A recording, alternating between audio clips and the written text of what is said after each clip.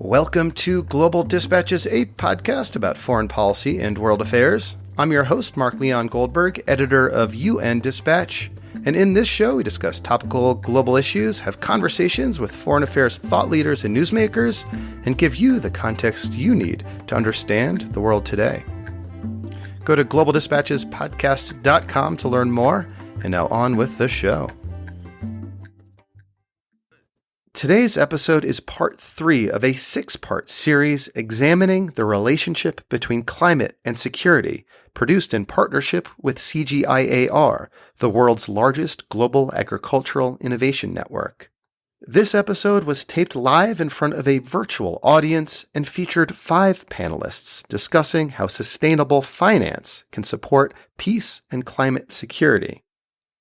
In the context of our conversation, sustainable finance is something of an umbrella term for harnessing private sector capital in the service of social and environmental goals, including the Sustainable Development Goals. The conversation that unfolds over the course of about 55 minutes includes examples of innovative financial products, a discussion of the role of traditional development aid, and a broad conversation about what else needs to be done to scale up private sector investment in climate security. As I mentioned, this is part 3 in the Climate Security series produced in partnership with CGIAR. To view the other episodes in this series, please visit globaldispatchespodcast.com and go to the link in the show notes to register for the next webinar in this series, which will pick up in early September. And now here is a live taping of the podcast featuring 5 panelists discussing sustainable finance for peace and climate security. Enjoy. Welcome, everyone. My name is Mark Leon Goldberg. I'm the editor of the UN and Global Affairs website, UN Dispatch, and host of the Global Dispatches podcast.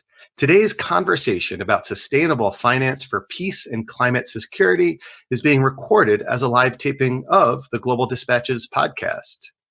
Now, many of you who registered for the webinar ahead of time were asked a polling question. How can sustainable finance deliver peace? And I'd like to read a summary of your answers right now. Sustainable finance can be mobilized to provide alternative income sources for communities, restore and conserve natural resources, establish social protection measures, and strengthen resilience in people and institutions to cope with various shocks. Through targeting of specific populations, i.e. the poorest within communities, sustainable finance can promote equity, reduce income inequalities, and address the root causes of poverty. These livelihood improvements are key for promoting peace. And I think the answers to that polling question tee up our conversation today very nicely. Sustainable and innovative finance in the global development sector is very much an emerging field. Historically, development finance has mostly been the remit of the public sector through official development assistance, or ODA, provided by wealthy donor countries. To be sure, donor governments and development assistance from official sources are still dominant in this space, but it's becoming increasingly apparent that traditional development aid through governments and philanthropy is just not sufficient to meet the needs. In fact, the United Nations estimates that there is a $2.5 trillion annual financing gap to achieve the Sustainable Development Goals, which are due in just 10 years' time. And this gap, I think, presents a profound opportunity for private capital. Attracting private capital sector funds to fill the humanitarian, climate, and development funding gap may be the only way to achieve many of the Sustainable Development Goals. And how to access and use private capital to support climate security is the topic of our conversation today. Our expert panel, which I will introduce in just a moment, will discuss how sustainable finance can be leveraged in support of what is known as the humanitarian development peace nexus. This is the idea that emergency humanitarian relief, longer-term economic development, which can include climate adaptation, and conflict prevention all exist along a continuum and very much in relationship to each other. So the key question we will be tackling today is how innovative financing solutions that include private capital can better align humanitarian, development, and peace objectives. So to that end, I am very pleased to introduce our panel. Aditi Gupta is Manager, Market Acceleration and Design Funding at Convergence Blended Finance. Welcome, Aditi. Serena Guarna-Skelly is Partner and Innovative Finance Advisor at Kois. Welcome, Serena. Giovanni Grandi is Senior Officer, Private Partnerships and Finance for Development at the Italian Agency for Development Cooperation. Welcome. Hello, everybody. Hello, welcome, Giovanni. And Ania Maria Wanda Grobuk is Deputy Director of Adaptation at the Green Climate Fund, or GCF. Welcome, Ania. Hello, everyone. Thanks, Mark. And Alberto Milan is Sustainable Finance Advisor, CGIAR Research Program on Climate Change, Agriculture, and Food Security. Welcome, Alberto. Once again, welcome to everyone, and I am very excited to kick off our discussion. Aditi, I would like to start with you. Using the lens of the Sustainable Development Goals, the SDGs, can you explain the current role that blended finance is playing in the SDGs? And where is blended finance having the most impact? Where are we seeing the least such investments? Can you give us the lay of the land a little bit? Thank you, Mark. It's great to be here, and thank you for having me. I look forward to chatting with you and all the panelists today. Starting off with your question, I think it's useful just to take a step back and understand what is a blended finance. Convergence being the global network of blended finance, we define blended finance as the strategic use of catalytic capital, and I'll come back to that in just a second, from public or philanthropic sources to mobilize and increase private sector investment in sustainable development goals, all aligned to the UN Sustainable Development Goals. So what is catalytic capital? Catalytic capital is capital that is concessional in nature. It is below market rate return capital, so you could call it soft money. It's not looking for market rate return. So it could be from public sources like donor governments. It could be from philanthropic sources like large foundations or charities. And that is money that is looking for impact first. And then maybe some form of return. It could be in the form of a grant where there's no return at all, or it could be concessional debt or equity where there is some return expected. And in a blended finance transaction, a catalytic capital sits alongside with commercial capital from the private sector. And this commercial capital has a different orientation. It is looking for market rate returns. It is pension fund money. It is private equity fund money. And so blended finance gets both of these capital sources together to create more investment opportunity for the Sustainable Development Goals. And you might ask, why is this needed? And as you pointed out, there is currently a $2.5 trillion gap and for financing the Sustainable Development Goals. And I want to pause there and say it's in the $1 trillion. When you look at official development assistance flows, you look at private development assistance flows, they add up to a couple of $100 billion. And so the question is, how do you make up that gap? And it's the private sector that operates at the trillions of dollars scale. That is where in the capital markets, the trillions of dollars exist. And so how do you get the private sector to invest in sustainable development? And blended finance as a structuring approach looks to do exactly that, to create the risk-return profile of an investment opportunity such that it makes the private sector attracted to invest there, but at the same time, the catalytic capital providers are making sure that the impact is there, the development is being achieved. And so to just take it as a small example, if you think of maybe a loan facility to finance small and medium enterprises in emerging markets, and you're looking to attract a commercial investor into that loan facility. a commercial investor might see that opportunity and say the returns are priced right, but maybe it's just too risky for that investor to invest. If some things were to change, maybe the investor would invest there. So what could be done is you could have a catalytic capital provider maybe providing a cheaply priced guarantee for that facility. And what that guarantee is doing is mitigating the risk for the investor, the private sector investor, and saying, okay, why don't you go ahead and invest? And if there is a default, I will make that up to you. So that is how a risk mitigation mechanism for blended finance can work to increase investment. Thank you. Of course, this is one type, and we can talk about more later. Oh, we'll certainly dive into the nitty-gritty details later in this conversation. I look forward to that. But let me now turn to Serena to give us sort of an example of blended finance and innovative finance for development that you helped create. You were instrumental in creating what's known as the Humanitarian Impact Bond. Can you just describe how does it work and how did you come up with this idea? Thanks, Mark, and with pleasure. And thank you for having me and for facilitating such a fascinating discussion. So perhaps I would like to provide a little bit of context to put impact bonds in the world of blended finance and innovative finance that Aditi just described, and then I'll come to the specific example of the humanitarian impact bond. So my first comment is, as we think the background of this discussion around the complexity of the issues and the interconnectedness of the issues we're trying to solve, climate change, energy and food security, and peace building.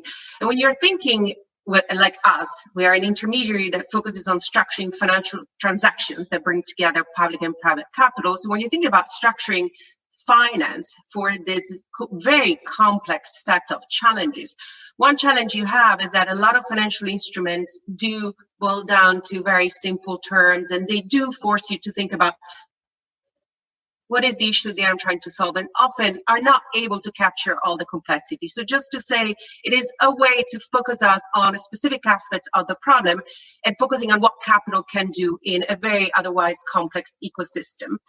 And in that backdrop, I would like to say that, as you very well described at the beginning, official development assistance is looking increasingly to private capital to come in and partner, yet it still plays such a precious role, particularly when it comes to climate security and peace building, because it's a role, particularly in the areas of humanitarian assistance, relief, where grants are still the most precious and has to be used, to Aditi's point, in the most catalytic way as a resource against such great needs. So coming to innovating finance, blended finance, and impact bonds, I'd like to first preface that the way I like to think about them is more as a toolkit, meaning that you need to first start asking the question about what is the issue that I'm trying to solve. And when it comes, for example, specifically to impact bonds, issues often revolve around existing programs and ways to drive cost efficiencies that provide value to public funders and official development assistance that is still scarce and valuable, to focus on the more cost-effective interventions. And so in a way, they focus very much on what in innovative finance is called performance-based funding. Well, the donors only pays truly for what they care for, which are results and outcomes. And the second feature in an impact bond is private sector, in this case investors, and the role that they can play in an instrument. So when a donor only pays when outcomes are achieved, there is a question about who's going to fund the program upfront. So in a performance-based grant, the service providers has to put resources and capital to use, their own balance sheet, to start working on the program. And then upon delivery of the results, they receive the funding. Now, in an impact bond, that role is played by an investor. And this is where the private sector is brought in as a different and new party, often in space of, like in this case, humanitarian assistance. And the private sector is willing to put capital at risk by front-loading, and then they only get paid if and only if results are achieved. Which brings me to the example of the ICRC. I think the way we came up with this idea was there was a general need to bring more funding and more diverse funding to the space of, in this case, physical rehabilitation. The ICRC has a huge portfolio, multi-country, multi-year, of running physical rehabilitation in many conflict-afflicted or post-conflict countries. And so often relies on, and Giovanni might be able to compare and explain the reasons through the donor's lens against the traditional backdrop, which is typically either contingency funding or annual grants to run operations. Now, when you think about physical rehabilitation, one thing that really helps, particularly in a conflict-afflicted country, is how long the program takes. So there's a very long construction period, typically 3 years, during which staff is trained, and then there's an operation period.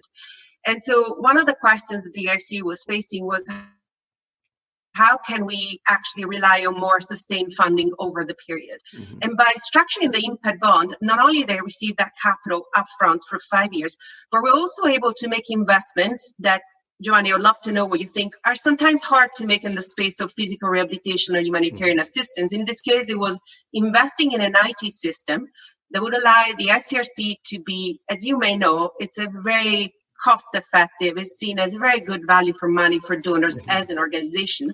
By investing in this IT system up front, the ICRC is now able to improve the performance management beyond what donors have traditionally been able to benefit. And by doing that, actually, they're able to improve results. So from a lens of a public donor compared to a traditional grant, they're getting more beneficiaries for the same money. Well, let's bring in that public and government perspective. Giovanni, it's great to have you on the conversation, to have a perspective of a government in this. And your government, the Italian government, played an instrumental role in the humanitarian impact bond. So could you describe that role and why the Italian government and your agency decided to invest in something like that? Thank you, Mark, and happy to be on the panel. Well, Serena has perfectly well explained the mechanism of the bond. Maybe the view side from a donor standpoint might be interesting in the sense that, as it was said before, usually for humanitarian interventions, what a bilateral donor like we are has as in terms of tool mainly has the grants, which is the most precious resource in order to catalyze the private investments. Now, the impact bond was very innovative in 2017 when it was launched, because usually the requirements from an implementing agency like ICRC was to ask for donors to provide the funding, as Serena was saying, to implement the project, which might have a 5-year tenor, but they needed the funding starting day one in order to have all the rehabilitation work done. Now, putting into the picture the private investors, this has allowed us as a donor to have a mechanism where effectively we are paying for what we get. It's a pay-for-result instrument. And the interesting thing is that apart from the cost of the initiative, the increase in performance which ICRC is committed to deliver on this initiative has been really the driver for which, as a donor, we decided to maybe pay an amount which is a little bit higher to the effective, compared to the effective costs of the initiative, because we were sure that increasing efficiency, the number of beneficiaries would have increased. So the impact of the initiative itself would have been leveraged by the improvement of the implementing agents. The target, just to give you an idea of increase in efficiency, is 80% compared to a baseline which ICRC has created in terms of having experience in the rehabilitation starting 1979. So it's long-term experience that ICRC has. And so the maximum exposure of a donor will get at the point where the efficiency is improved by 80% compared to the baseline. So this is one of the major reasons. The second point is that normally the impact bonds are used not really on humanitarian in the humanitarian field, because the involvement of the private sector, as Aditi was explaining before in the blending activity, whilst the private sector is seeking for returns, well, humanitarian typically does not give returns for an investor. So the fact of using an impact bond on a sector which typically does not create financial returns was the second challenge that we were very interested in getting. Well, thank you, Giovanni. I wanted to bring Anya into the conversation from your perspective as someone who works at a multilateral finance institution. First, can you just, for people who are unfamiliar, explain what is the Green Climate Fund, and then explain how you work with private capital to make investments in climate security initiatives? Yes, thanks Great. very much, Mark. So the Green Climate Fund was formed under the UN Framework Convention on Climate Change, the UNFCCC, specifically as a financial mechanism. And it's a very innovative sort of fund. The board is made up of 50% developed countries and 50% developing countries. And I think we very much fall into the category of what Aditi called catalytic capital. So we really look to de-risk projects so that private investors can come in. I can give you some figures as to what the Green Climate Fund has done so far. So starting in 2015 with the Paris Agreement, as our objective is to invest in low emissions and climate resilient development in support of the Paris Agreement. We have invested 5.3 billion of our own capital to date, and with co-financing of 13.6 billion. So with a total portfolio of about $19 billion now, after 5 years of operation. We have a lot of the world's governments on board, 194 governments working together. And in fact, 2/3 of the work that we do is through the public sector, and 1/3 is through the private sector. So that's the balance at the moment as it stands. We would love to be crowding in more private sector involvement, and particularly on the adaptation side. To date, the private sector has shown more interest in the mitigation projects, renewable energy, energy efficiency, and so on. But the interest of this panel is to talk about the intersection of development, humanitarian support, and peace building.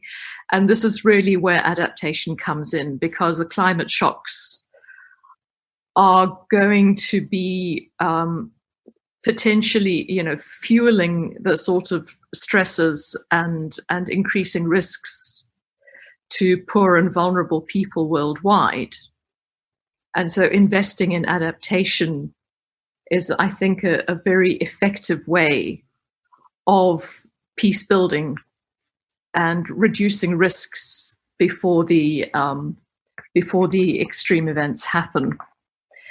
Well, good. Well, we can maybe drill down later in this conversation and think of ways and opportunities for adaptation to be a vehicle for a target for private sector investment.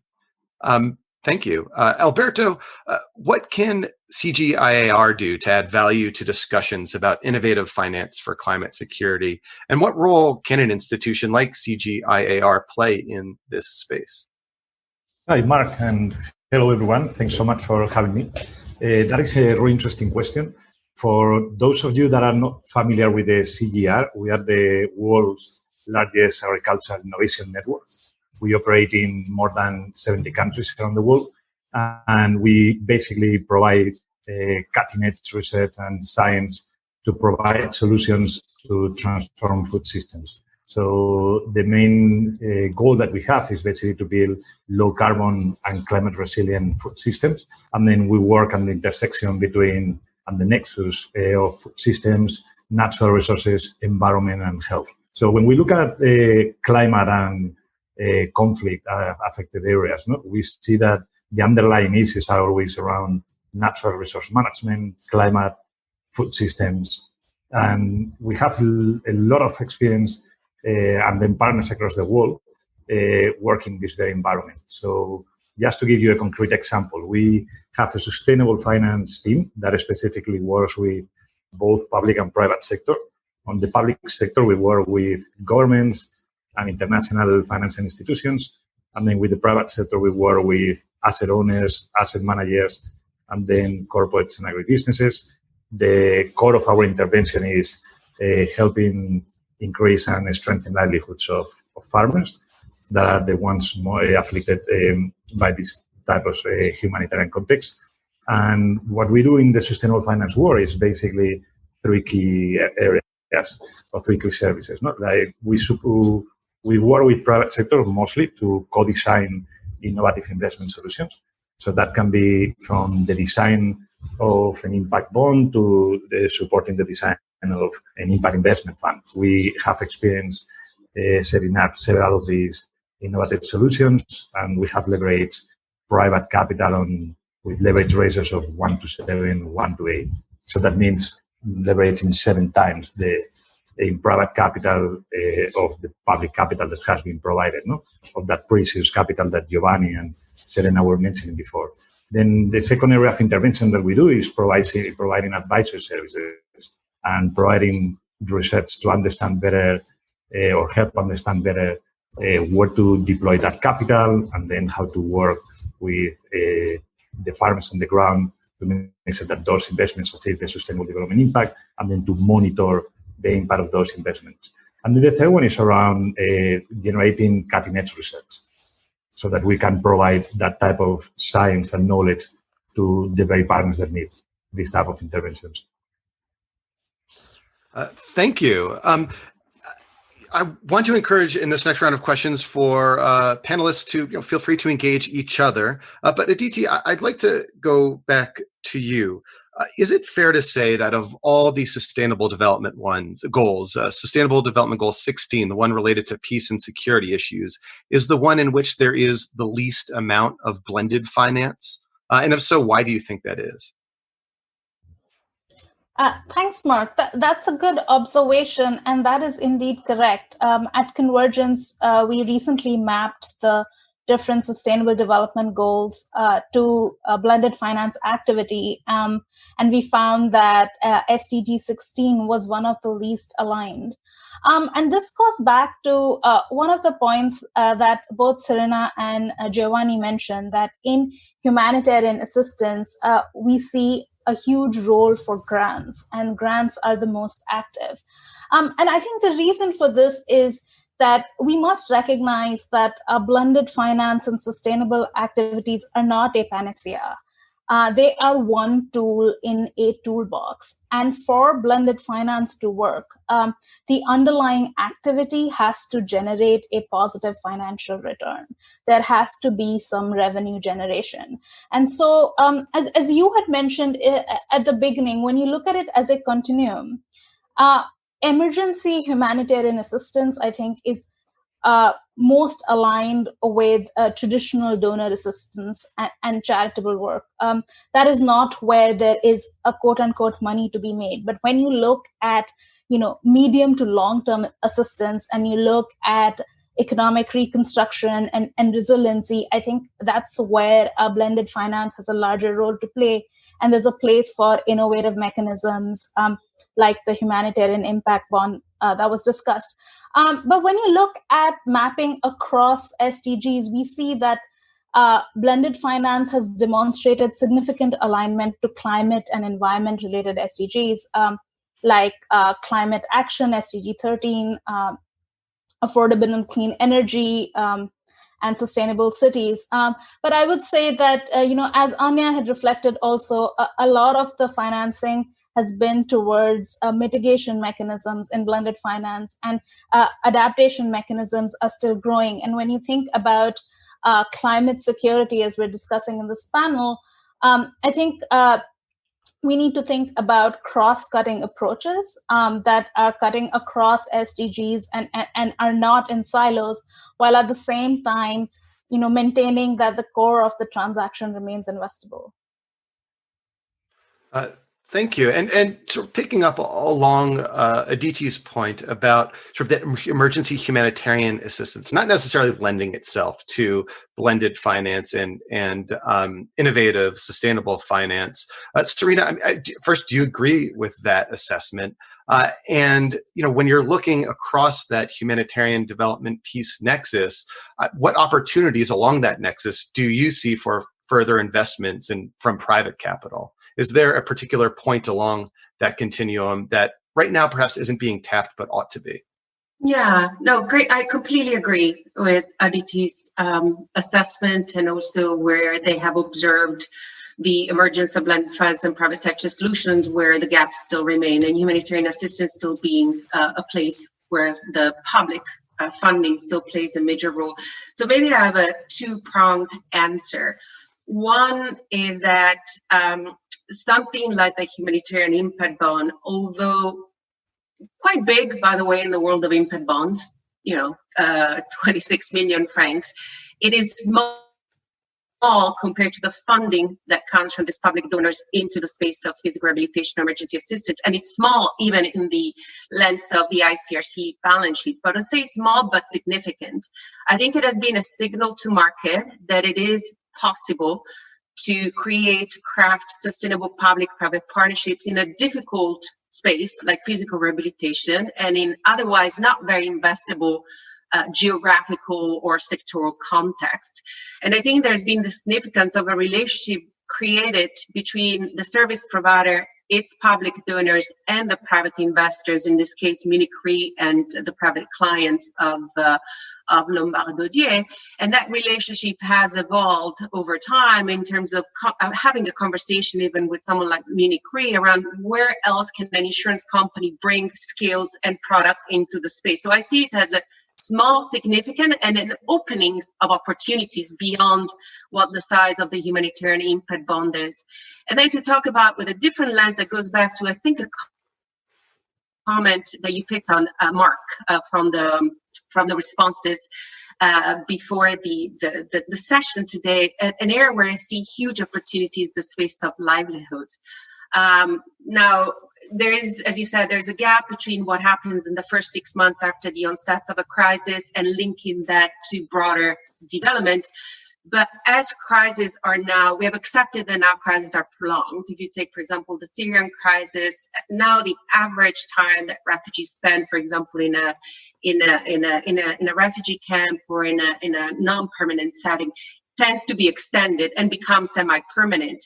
And so I see the space of livelihoods. We're currently working on a product that looks at livelihoods for Syrian refugees and vulnerable local populations as a way to bridge the phases of emergency funding where you're thinking about the most direct response with more longer term and more sustainable solutions. And I think independently of whether it's an impact bond or working capitals or other forms of financing, I think there's huge opportunity looking at livelihoods as a part of that solution. So can I ask you, and just very briefly, can you describe what that program that you're looking at is? You sort of teased it, so I just in a minute, can you describe what that is? Yeah, of course. So it's an impact bond. Actually, it has the aspiration to become a longer term, more of an outcome fund. We're looking at different programmatic interventions that target Syrian refugees in countries neighboring of Syria, and looking at how to improve the social and economic reintegration of these refugees in the new local context, which is likely to be a protracted a new normal, as we say nowadays with COVID. And so we did a landscape study where we looked at across different programmatic activities, across microfinance, across vocational training, across support to home-based businesses, and other more specialized trainings like coding. And we structured the first transaction, which is an impact bond that helps a not-for-profit link Syrian refugees and Jordanian vulnerable population to sustainable jobs, and links the payment of the donors not to the training or finding a job, but more to whether the household in the longer term has better income and is, as a result, more resilient. Okay. Thank you. That's fascinating. Thank you. And Anya, I want to turn to you because earlier in your opening remarks, you observed that adaptation was an area where there was not much private sector investment. How can an organization like GCF and maybe the private sector facility in particular at GCF more proactively look to make investments around adaptation? Are there tools you need? Is there support you need? What needs to fall into place in order for adaptation to be a higher priority? I'd like to give you a couple of examples just to illustrate how actually the private sector can get involved in adaptation. So my favorite example is the Acumen Resilient Agriculture Fund, which works with smallholder farmers across 4 African countries. This is a project which is set up for a 12-year period, funding from GCF of $26 million and equity funding from Acumen of $30 million. And the ambition is to reach 10 million beneficiaries over the 12-year period.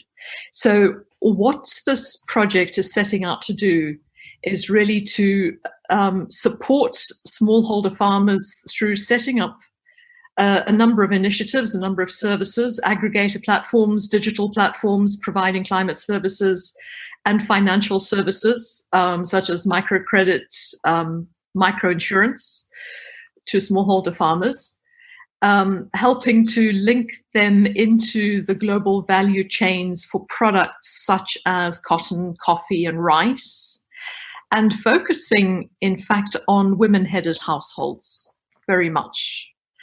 But these are, the objective is to really stimulate entrepreneurial activity and MSMEs, in particular the micro, small and medium-sized enterprises. The ambition is to have between 18 and 20 successful companies operating by the end of the project. And so this is a very clear mechanism, of actually stimulating private sector activity within this area of supporting smallholder farmers. And just very quickly, a similar example can be found in the area of supplying climate information and early warning systems, and what we often call climate services, where the bulk of the investments are often made by governments in the networks that are forecasting the climate events that are coming. But there is really a substantial private sector activity that can be stimulated, particularly in the area of the operation and maintenance of the early warning systems and the forecasting instrumentation, but also in terms of providing insurance products, for example, based on the climate information that's available. So parametric insurance, forecast-based financing, paying out on the forecast of a climate event occurring, rather than paying out for the damage that happens after the event has occurred. So these are the sorts of innovative products that are being developed and that the private sector is getting very involved in. Thank you. That's fascinating. Alberto, I want to turn to you now. What research do you think is needed to better understand how sustainable finance can bridge that humanitarian development peace nexus? And how can CGIAR help with this? Thank you, Mark. That is a really good question. So I think we can support by focusing on two main areas of work. No? The first one would be around building resilience. So we can use science to anticipate what is going to happen. And instead of waiting for a situation that can be, even when being incredibly complex, addressed by development work. And what we see is that often leads to a humanitarian situation. So we can anticipate what is likely to happen, and then we can work with farmers and the different communities affected to build resilience to climate change. So that over time, we can generate those revenue streams that Aditi and Serena were mentioning before. No? So if we want the private sector to come in, we need to be able to build those systems and then create the conditions for farmers to be able to generate those revenue streams. And then the second one is around what science does well, which is providing data.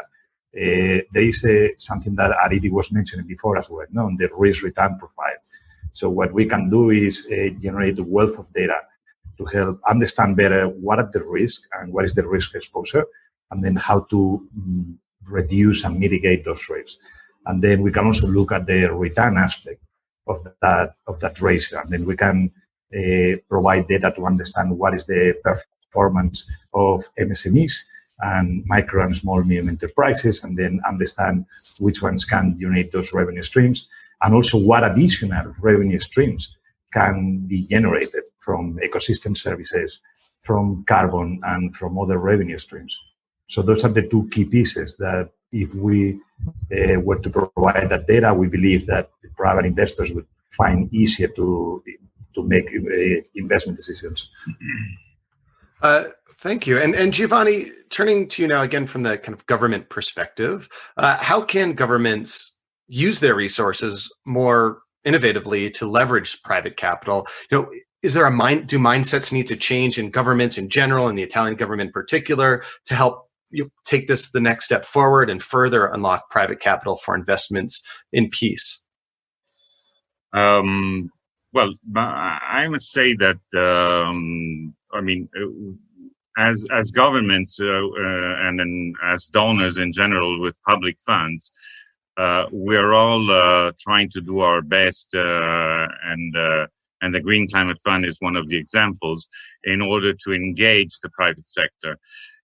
Now, at the end of the game, it's an issue of combining interests of an equation which is leading financial investors between risk and return, and the aim of a government in terms of measuring impact. So the real point, I believe, is that we ought to get to a point where there is a common ground in terms of definition and measurability of the impact, because not necessarily we're on the same page.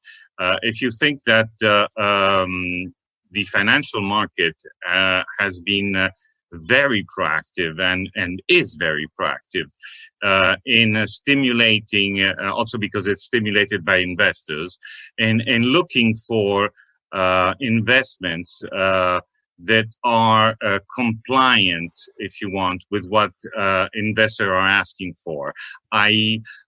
environmental, social, and government's impact. Now, how this is linked to the SDGs, which is really the aim of a public donor, is something that we ought to get to a common conclusion. I'm very confident, also because as donor countries, we are working together with the OECD in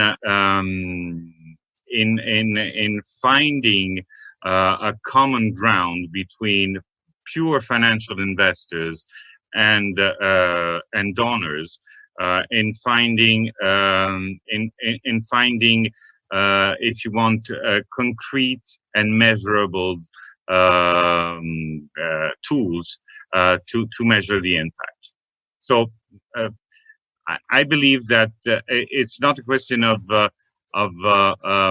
changing mindsets from a government standpoint, but it's really trying to bring together the interests of the private and the commercial actors together with who is taking care of development.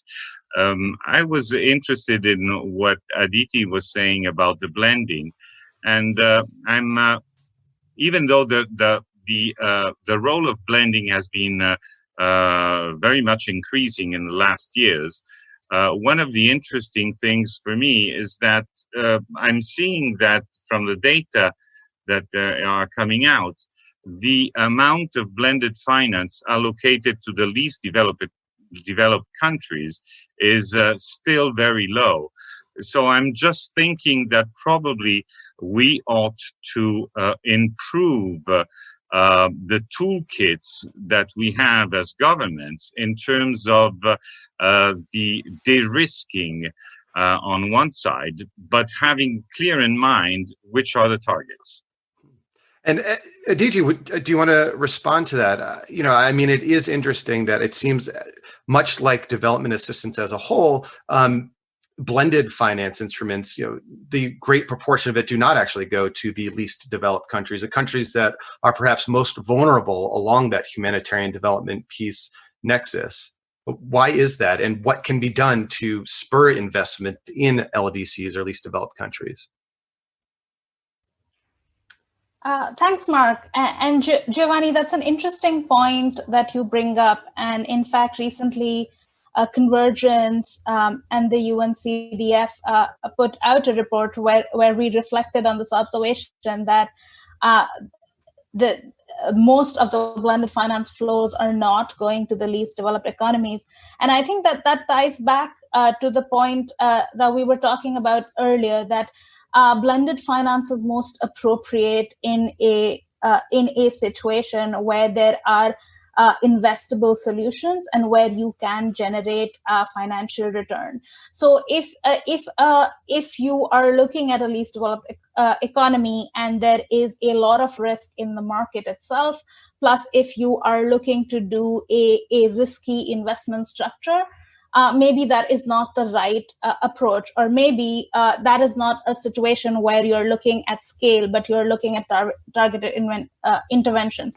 So I think it's a question of using different toolkits in different places. And one of the things that we found that has been useful is market acceleration activity. So we at Convergence have recognized that there are not enough transactions that are actually getting to market where a public or private sector investor can invest. And so what we have done is supported through design funding grants, where we are funding the design of these transactions. And an example of that is the livelihood impact bond that Serena had mentioned, to get more of these transactions into the market. Thank you. Does anyone else want to jump in? If not, I can move ahead. Okay, so we have just about 5 or 6 minutes left, and I really want to push all 5 of you to think what else needs to be done to unlock private capital in service and to harness private capital in service of climate security. I mean, we started this conversation by noting a $2.5 trillion annual gap.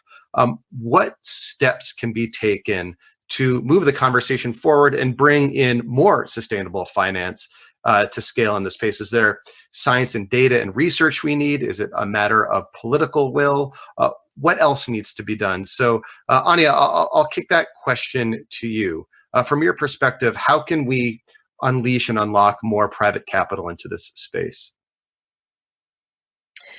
Okay, Mark, I think that a lot of it is to do with awareness that perhaps private sector investors are not yet aware that mechanisms exist like GCF that are actually actively seeking private capital, that are prepared to do the de-risking, to involve them in projects, to provide, guarantees, to provide equity, as well as providing loans at concessional rates to make projects attractive, and to get the sort of financial structuring of a project that will actually make it viable.